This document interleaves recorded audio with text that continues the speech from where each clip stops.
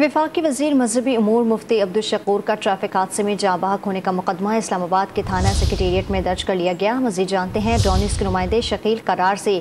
जी शकील, बताइएगा मुकदमा किन दफात के तहत दर्ज किया गया है? देखिए, इसमें 322 समेत दीगर दफात लगाई गई हैं और हादसे का मुकदमा थाना सेक्रेटेरिएट में दर्ज हुआ है, जिसमें हाजी कुदरतुल्लाह बुदई मुकदमा बने हैं और उन्होंने मौक़िफ़ इख्तियार किया है कि जो वजीर है वो तारीख से पहले उनके घर आए थे और 8:22 पर मौलाना जो है वो मेरे घर से पार्लियामेंट लाजिस में अपनी रायगाह के लिए निकले थे।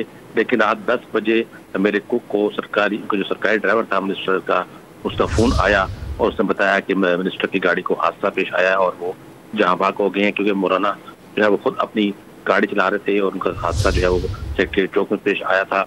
और यही बताया गया कि जो वीगो डालने वाला जो ड्राइवर था उसने इंतहाई तेज रफ्तारी से गफलत से गाड़ी चलाई थी, जिसकी वजह से जो उसने मिनिस्टर की गाड़ी को हिट किया और मिनिस्टर जो है वो मौके पर ही जहाँ भाग हो गए थे। बहुत शुक्रिया आपका शकील करार।